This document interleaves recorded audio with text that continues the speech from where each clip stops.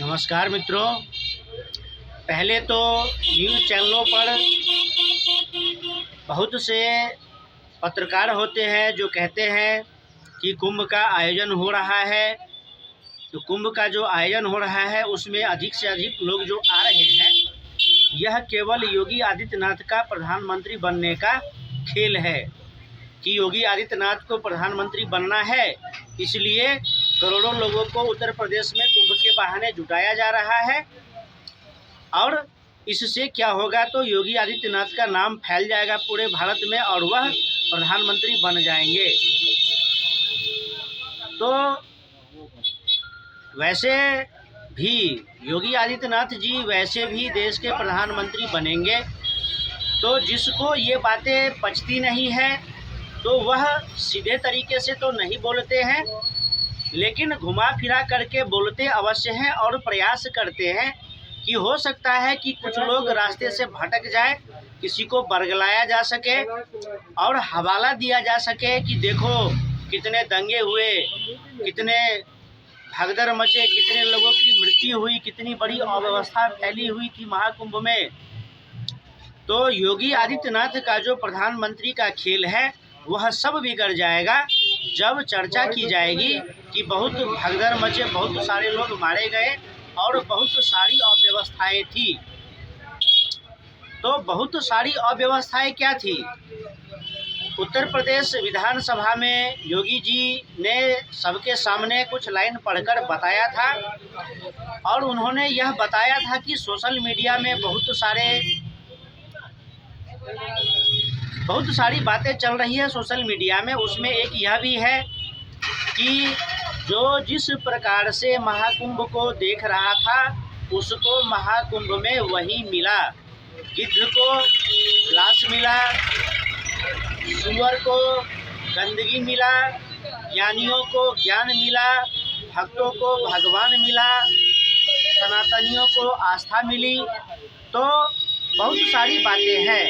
अब जो सनातन विरोधी पत्रकार है, सनातन विरोधी नेता है, उन लोगों को अव्यवस्थाएं नज़र आती है और अगर अव्यवस्थाओं पर विचार व्यक्त किए जाए, अव्यवस्थाओं पर ही बात की जाए, तो केवल अव्यवस्थाओं पर ही बात की जाए और इसके लिए सरकार को इस्तीफा दे देना चाहिए।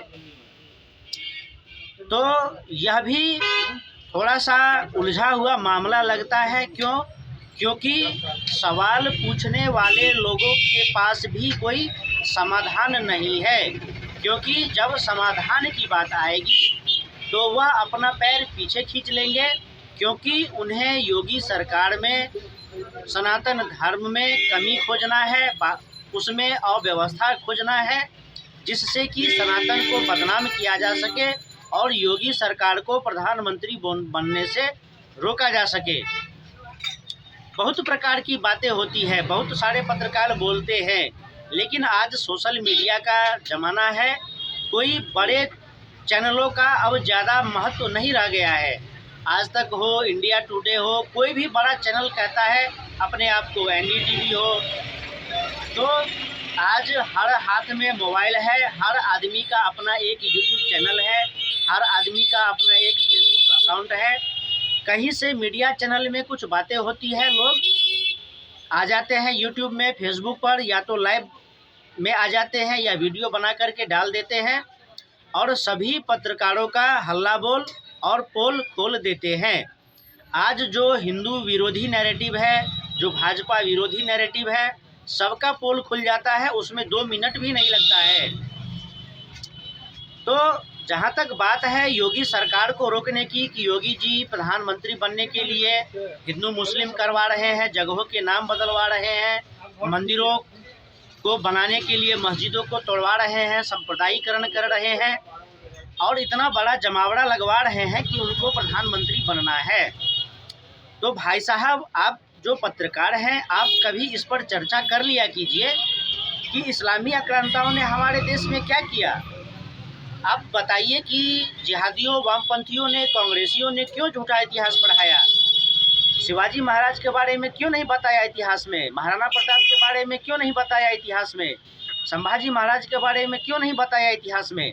इतिहास में क्यों नहीं बताया गया कि कृष्ण भगवान के जन्म स्थान के मंदिर को तोड़ करके ज्ञानवापी मस्जिद बनाई गई, काशी विश्वनाथ के मंदिर को तोड़ करके ज्ञानवापी मस्जिद बनाई गई। उसके बाद अभी जो राम मंदिर के लिए इतना लंबा संघर्ष चला, वह जो बाबरी मस्जिद था वह राम मंदिर को तोड़ करके बनाया गया था, जिसको वापस लिया गया। और ऐसे 30 से 40 हजार मंदिर हैं। उसी पत्रकार महोदय से यह भी पूछना चाहता हूँ कि जो जितने जगहों के नाम बदले गए, जो कभी प्रयागराज था उसको इलाहाबाद किसने किया, जो कभी अन्य नामों से भाग्यनगर के नाम से जाना जाता था उसको हैदराबाद किसने किया? तो अगर इन चीज़ों को वापस करने की बातें होती है तो फिर क्यों कहा जाता है कि सांप्रदायिकरण हो रहा है, ध्रुवीकरण हो रहा है? योगी जी को प्रधानमंत्री बनना है तो हिंदुओं को वोट प्राप्त करने के लिए ऐसा कर रहे हैं कि जगहों के नाम बदलवा रहे हैं।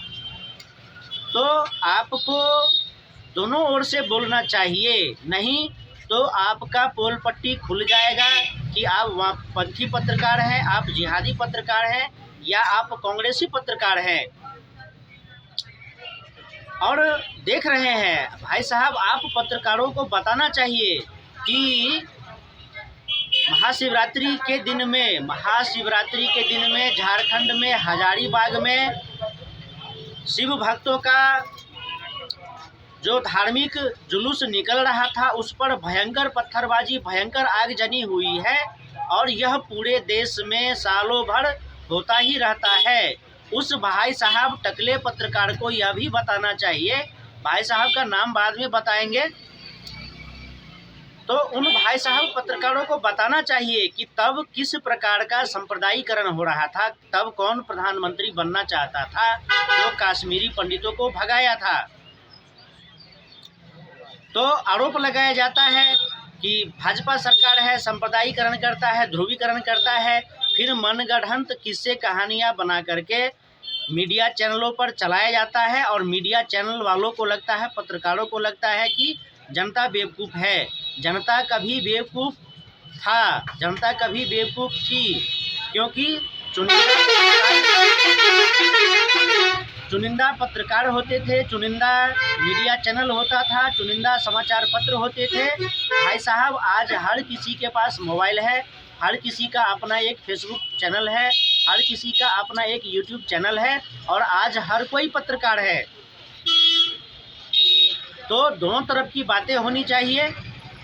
आज सभी पत्रकारों को बताना चाहिए कि देश का विभाजन क्यों हुआ, धर्म के या और मजहब के नाम पर। धर्म के नाम पर जब कहा जाता है तो एक तरफ हिंदुओं पर इशारा किया जाता है, हिंदुओं पर आरोप लगाए जाते हैं। तो कहिए कि धर्म और मजहब के नाम पर भारत का विभाजन हुआ था। मजहब वालों ने पाकिस्तान लिया और जो हिंदुस्तान था वह था। पाकिस्तान कहाँ से निकला? हिंदुस्तान से। फिर उतने मुस्लिम आज भारत में हैं, तो गजवा ए हिंद की बातें जब होती है तो उसको क्यों नहीं बताते हैं कोई पत्रकार? तो जब गजवा ए हिंद को रोकने के लिए मोदी योगी आगे आते हैं और आतंकवादियों जिहादियों पर कार्रवाई की जाती है तो बहुत सारे टकले पत्रकार कहते हैं कि देखो मुसलमानों पर अत्याचार हो रहा है, मुसलमानों पर जुर्म हो रहा है। तो भाई साहब, उन मुसलमानों को कौन कहता है कि आतंकवादी घटना करो, जिहाद करो, गजवा ए हिंद की नारा लगाओ? तो जो डल्लन टॉप के टाइप लोग हैं, जो बवासीर कुमार टाइप लोग हैं, जो टकले गंजे पत्रकार बैठते हैं, चाहे इंडिया टीवी हो, इंडिया टुडे हो, बहुत सारे न्यूज़ चैनल, बहुत सारे पत्रकार, चाहे बवासीर राठी जैसे लोग हो, बहुत सारे ऐसे न्यूज़ चैनल हैं, बहुत सारे ऐसे यूट्यूब चैनल हैं जो दिन भर उल्टियाँ करते रहते हैं चैनलों पर, केवल छांट करके सनातन के विरोध में और भारतीय जनता पार्टी के विरोध में और आरएसएस के विरोध में यह सब अनाप शनाप उल्टे सीधे बकवास करते रहते हैं। और जहां तक इन चैनलों की पहुंच है वहां तक लोगों का ब्रेन वॉश करने का प्रयास किया जाता है। हालांकि बहुत से कार्यकर्ता भी होते हैं, चाहे जय भीम वालों का कार्यकर्ता हो, कांग्रेस का कार्यकर्ता हो, वामपंथ का कार्यकर्ता हो, या फिर कोई एसडीपीआई, पीएफआई, एआईएमआईएम का कार्यकर्ता हो, उनके लोग हो, यह सब सनातन के विरोध में बातें करते हैं, सनातन के विरोध में कार्य करते हैं। और सनातन की रक्षा करने के लिए जो बीजेपी के नेता या राष्ट्रवादी कार्यकर्ता आगे आते हैं, उन पर लांछन आरोप लगाया जाता है, उनके बारे में उल्टी सीधी बातें की जाती है। हिंदुओं को ऐसे पत्रकारों से, ऐसे मीडिया कर्मियों से, ऐसे नेताओं से सजग रहना चाहिए, सचेत रहना चाहिए और अपना आँख कान खोल करके, अपना भूत भविष्य वर्तमान को देख करके, समझ करके अपना नेता चुनना चाहिए, अपना राजनीतिक दल चुनना चाहिए। और नेता, राजनीतिक दल जो भी हो, अपने धर्म के साथ जो खड़ा होगा, धर्म भी उसके साथ खड़ा होगा। कल को उन्हें पाकिस्तान, बांग्लादेश की तरह, कश्मीर की तरह यंत्रणा नहीं झेलना पड़ेगा, अत्याचार नहीं झेलना पड़ेगा। आज भी बंगाल में, झारखंड में, केरल में, तमिलनाडु में बहुत सारे ऐसे राज्य हैं जहां पर भाजपा का सरकार नहीं है, जहां पर तुष्टीकरण और जिहादियों का बोलबाला है। वहां पर क्या दुर्दशा हो रहा है आप देख सकते हैं। तो सजग हो जाइए, सावधान हो जाइए। फिर मिलेंगे अगले वीडियो में। नमस्कार।